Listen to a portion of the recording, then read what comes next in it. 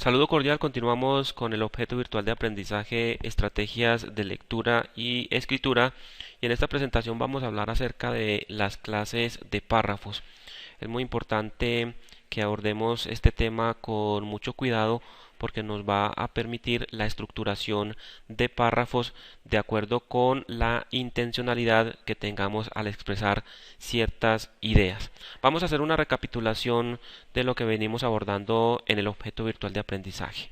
El párrafo es la unidad mínima de redacción que explica y desarrolla el significado de una idea. Tengamos en cuenta que todo texto está fraccionado en pequeños bloques. Esos bloques se denominan párrafos y en cada párrafo se desarrolla una idea, es decir, se expresa el significado de una idea concreta. El párrafo, a su vez, es un conjunto de oraciones que ofrecen una idea principal ampliada, explicada, desarrollada, ejemplificada por ideas secundarias. Cuando nosotros leemos un párrafo que está bien redactado, nos encontramos siempre con un conjunto de oraciones, entre las cuales hay una idea principal, hay una oración principal, que es la que contiene esa idea principal, y que requiere de otras oraciones que en este caso son las oraciones secundarias que amplían lo que se dice en la idea principal o en la oración principal, la ejemplifican, proponen elementos que amplían esa idea, la hacen más comprensible. Esa es la idea entonces en este caso de un párrafo, explicar y desarrollar el significado de una idea. Lo que hay que tener en cuenta es que existen diversos métodos de redacción de párrafos y eso es lo que vamos a desarrollar en esta presentación. Empecemos entonces hablando acerca del párrafo de causa-efecto. En este tipo de párrafo se establecen dentro del mismo como tal relaciones de cómo o por qué ocurren ciertos hechos. Para ello, entonces, en una parte del párrafo se exploran las causas y en otra se presentan los efectos de esos eventos relacionados. Por eso se habla de causa-efecto. Yo también puedo organizar este párrafo de forma inversa, es decir, puedo partir de los efectos o de las consecuencias para luego relacionar las causas que originan esas situaciones. Vamos a ver un ejemplo de párrafo de causa-efecto. En las últimas décadas ha venido aumentando la concentración de anhídrido carbónico en nuestro planeta. La capa de ozono está disminuyendo su espesor en ciertas regiones del orbe y la desertificación está en aumento debido al mal manejo de suelos, monocultivos y tala indiscriminada de árboles. Acá, como podemos observar, nos encontramos con las causas de una problemática, es decir, lo que origina una determinada problemática. Y en la segunda parte del párrafo nos encontramos con los efectos o con las consecuencias. Está expresado de forma directa. Como consecuencia, se ha producido el sobrecalentamiento del planeta, fenómeno que se conoce como efecto invernadero. Acá tenemos entonces, de forma sencilla, un ejemplo de causa-efecto. Entonces, como lo decíamos en la explicación, nos encontramos con una primera parte del párrafo donde se hace una relación de las causas, de las situaciones que van a llevar a unas consecuencias. Y luego, en ese mismo párrafo, se relacionan las consecuencias como tal, los efectos que se generan a partir de estas causas. Eso es lo que se denomina entonces un párrafo de causa-efecto. Normalmente se utiliza cuando queremos relacionar situaciones que generan otras, es decir, las causas y los efectos de una situación dada. Vamos ahora a hablar acerca del párrafo de definición. En este tipo de párrafo se explica el significado o el concepto de la palabra clave o central que da lugar a la idea principal del párrafo. Es un recurso muy utilizado como tal en los textos expositivos. En muchas oportunidades necesitamos definir conceptos, definir términos, definir palabras para la comprensión como tal de la idea global que se quiere desarrollar en el texto. Entonces, cuando en un párrafo consignamos la definición de esa palabra clave, estamos recurriendo a un párrafo de definición. Vamos a ver el ejemplo. Se denomina con el nombre de ingeniería a aquella disciplina que se ocupa del estudio y de la aplicación de los conocimientos para resolver, mediante diseños, técnicas y problemas, los diferentes problemas que afectan a la humanidad. La ingeniería requerirá básicamente de un ajustado conocimiento y manejo de las matemáticas, por un lado, y de las ciencias naturales por el otro, para desarrollar formas económicas que permitan utilizar determinados materiales y las fuerzas de la naturaleza en absoluto beneficio del ambiente y de la humanidad. Acá tenemos un típico párrafo de definición. En este caso se está definiendo la palabra ingeniería en término general.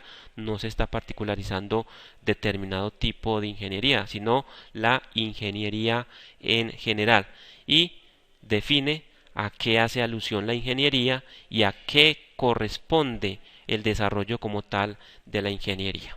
Este es entonces un párrafo de definición.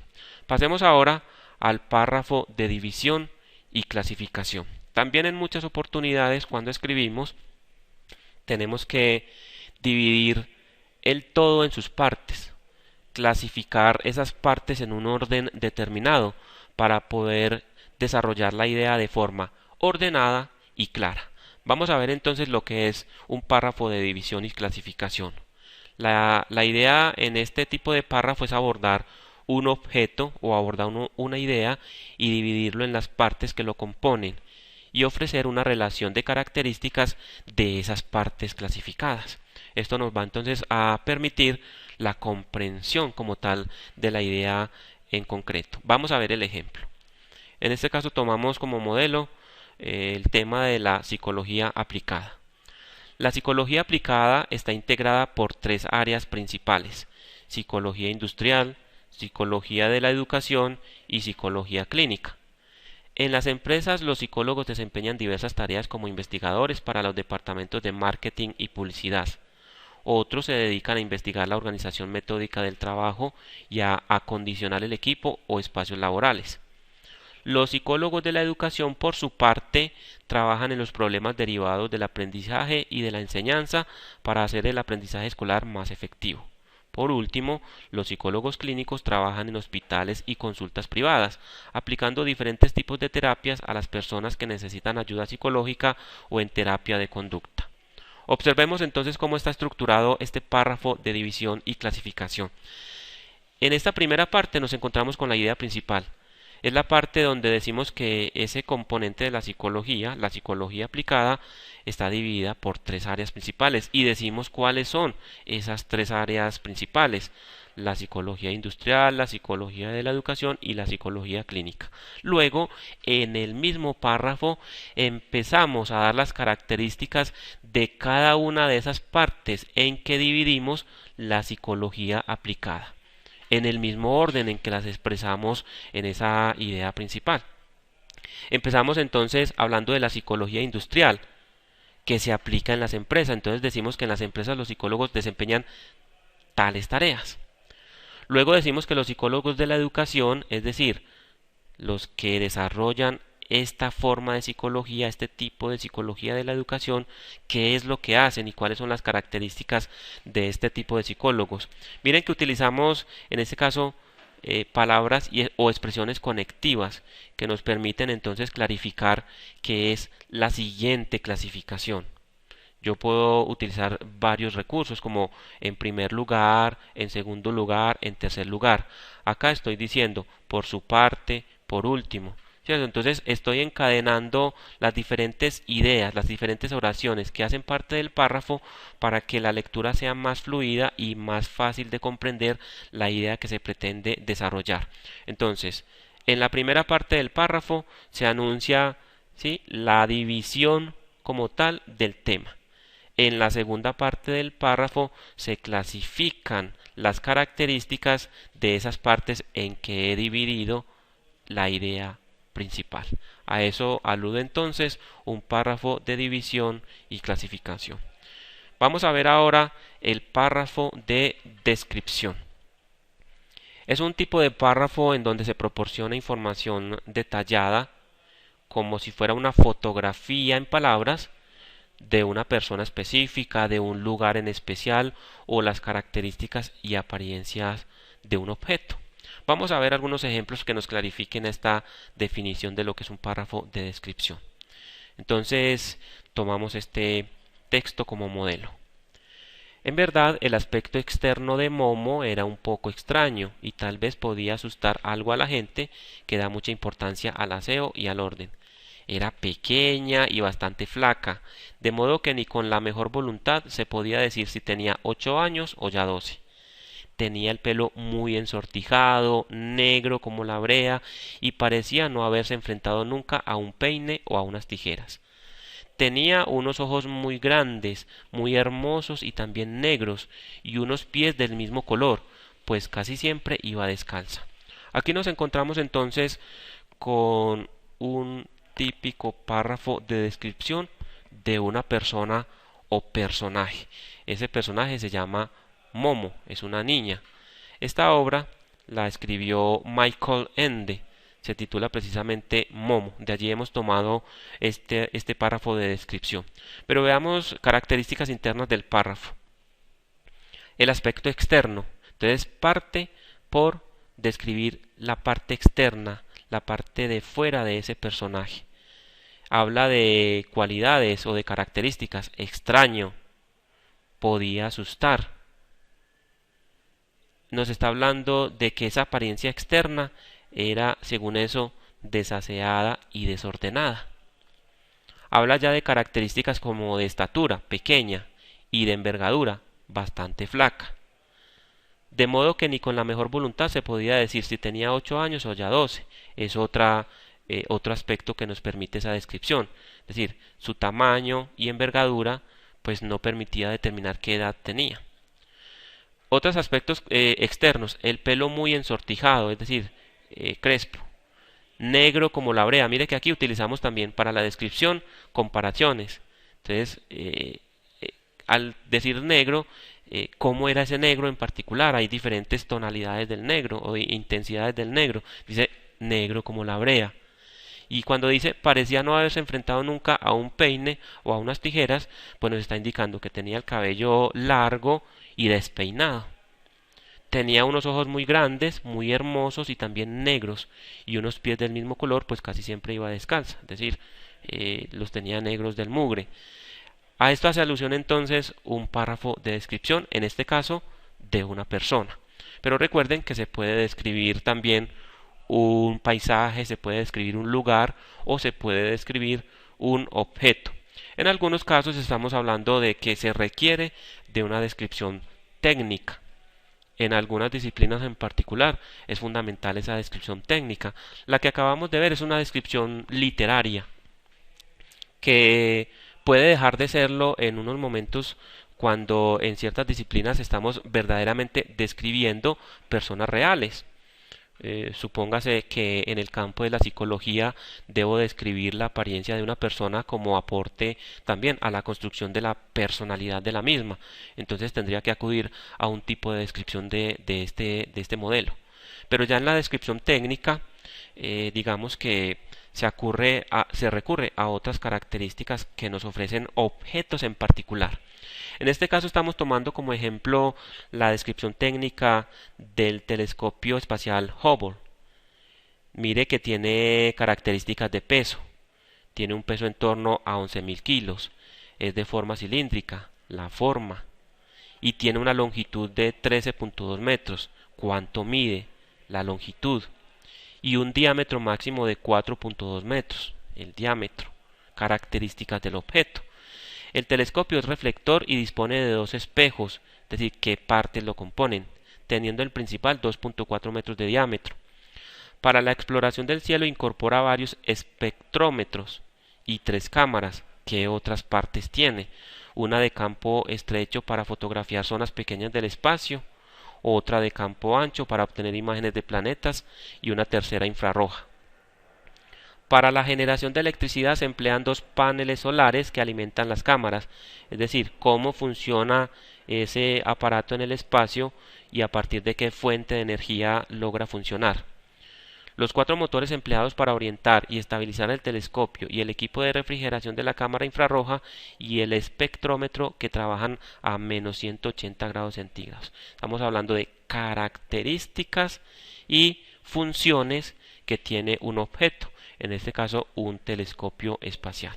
Entonces en la descripción técnica yo puedo describir un computador, puedo describir un celular, puedo describir otro tipo de aparatos con la idea de clarificar en la mente de la persona de qué objeto y qué características tiene ese objeto del que estamos hablando. Entonces, la descripción tiene varios tipos. La descripción, digámoslo, física de las personas, la descripción de lugares, que se llama topografías, y la descripción técnica, que es la que acabamos de observar en este ejemplo. Este texto lo hemos tomado de esta dirección electrónica y que nos sirve entonces para aplicarlo como modelo. Vamos a hablar ahora de una quinta tipología de párrafos, el párrafo de comparación y contraste. Vamos a ver de qué se trata. Se muestran las similitudes y las diferencias entre dos o más personas, entre dos o más lugares, entre dos o más objetos o entre dos o más ideas. Es decir, yo puedo comparar personas, puedo comparar lugares, puedo comparar objetos o puedo comparar ideas. Y existen varios métodos de organización del párrafo de comparación y contraste. Vamos a ver el ejemplo y empezando con el modelo de alternancia de puntos o alternancia entre puntos. ¿A qué refiere esta forma de párrafo comparación-contraste? Cuando se alternan oraciones con las similitudes o diferencias entre los ítems que se desea comparar y contrastar. Es decir, dentro de una misma oración establezco similitudes o diferencias. Miremos el ejemplo. Sócrates y los sofistas tienen en común el amor por la palabra y la habilidad en la discusión. Sin embargo, existen notables diferencias entre ellos. Esta es la idea principal. Se está comparando a Sócrates con los sofistas. ¿Qué se dice de Sócrates? Sócrates es el maestro que se propone ayudar al discípulo a conocerse mejor a sí mismo, a encontrar por medio del diálogo conocimientos que ya estaban implícitos en su interior, aunque ocultos. Miren que dentro de la misma oración, mediante este enlace, estoy diciendo, por su parte los sofistas, aquí es donde viene la comparación, por su parte los sofistas se proponen como finalidad el enseñar a hablar bien sobre no importa qué tema. Entonces hay una primera oración de desarrollo donde propuse diferencias entre uno y otro, entre Sócrates y los sofistas. Luego continúo con esas oraciones donde planteo esas diferencias o similitudes, en este caso diferencias. El diálogo socrático, aquí estoy haciendo alusión a una metodología creada por Sócrates. El diálogo socrático estimula a buscar la verdad y el bien, en tanto que los sofistas enseñan habilidades oratorias útiles para conseguir el éxito en la vida de la polis. Entonces, ¿qué es de lo que habla Sócrates en cuanto a la búsqueda de la verdad y qué es lo que proponen los sofistas en contraposición con lo que dice Sócrates? Y por último, decimos, el conocimiento del bien tiene como consecuencia para Sócrates un comportamiento éticamente correcto. Al contrario, los sofistas no plantean el problema de la moral. Entonces acá nos encontramos con un párrafo de comparación y contraste donde comparamos y contrastamos las características del pensamiento socrático y del pensamiento de los sofistas. Pero lo hice a partir de alternancia entre puntos. Es decir, dentro de cada oración propongo las similitudes o diferencias de las dos personas, pensamientos, ideas u objetos comparados. Vamos a ver ahora, acá tenemos entonces de dónde hemos tomado este párrafo. Vamos a ver ahora entonces el método de bloques. Hace parte también del párrafo de comparación-contraste. Pero en este caso se divide el párrafo en dos bloques de oraciones. En las oraciones del primer bloque se detallan las características del objeto, persona, lugar o idea X. Y en las oraciones del segundo bloque se contrastan estas características con el otro objeto, con la otra persona, lugar o idea. Vamos a ver el ejemplo tomando como modelo el mismo que acabamos de ver, pero ya organizándolo entonces bajo el método de bloques. Entonces, en la primera parte del párrafo desarrollamos todo lo que hace alusión a Sócrates y al pensamiento. Obviamente, en la primera parte está la idea principal. Sócrates y los sofistas tienen en común el amor por la palabra y la habilidad en la discusión. Sin embargo, existen notables diferencias entre ellos. Esa es la idea principal. Luego viene el desarrollo. Entonces, en el primer bloque ubico todas las características que hablan de Sócrates y de su pensamiento y de la forma como él relaciona entonces su método. Y en el segundo bloque, unido por esta palabra o esta expresión conectiva, por su parte, entonces hablamos acerca de lo que proponen los sofistas. ¿Sí? Entonces miren que en el método de alternancia entre puntos, en cada oración incluyo características de Sócrates y características de los sofistas. Mientras que en esta, primero desarrollo las características que hablan de Sócrates y por último las características que hablan acerca de los sofistas y cómo plantean ellos el método para la búsqueda de la verdad.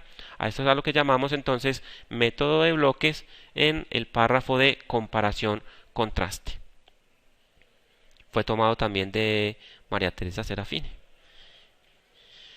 Vamos a ver ahora otra forma del párrafo comparación-contraste. Se trata de la mezcla de comparación y contraste. En este caso también se divide el párrafo en dos bloques, solo que en el primer bloque se ofrecen los detalles comunes de los dos objetos o personas que se están contrastando, y en el segundo bloque los detalles que evidencian las diferencias entre ese objeto, persona, lugar o idea. Vamos a verlo a partir del ejemplo que va a ser mucho más claro. Vamos a proponernos un ejemplo en el que vamos a comparar a las gemelas, ¿cierto? En general. Las gemelas pueden llegar a ser muy parecidas en la apariencia física, pero en los rasgos psicológicos e intelectuales suelen ser tan diferentes como dos personas cualesquiera. Es el caso de Luisa y Claudia, quienes tienen cabello castaño, ojos verdes y nariz aguileña. Ambas se destacan por sus caderas anchas y piernas bien torneadas. Mire que aquí ofrecí las características en que ambas se parecen, ¿cierto? En que Luisa y Claudia se parecen. Pero luego digo, sin embargo, Luisa y Claudia se diferencian en que la primera es introvertida y ordenada, mientras que la segunda es extrovertida y descomplicada. Aquella, es decir, Luisa, es inteligente y estudiosa, y a esta, es decir, Claudia, le cuesta aprender algunos temas y prefiere practicar deportes. Entonces, propongo la idea principal según la cual las gemelas pueden ser parecidas en muchos aspectos, pero que también se diferencian en otros, como dos personas cualesquiera. Entonces, relaciono primero en qué se parecen y luego en qué se diferencian estas personas. Eso es a lo que llamamos entonces en el párrafo comparación-contraste, mezcla entre comparación y contraste.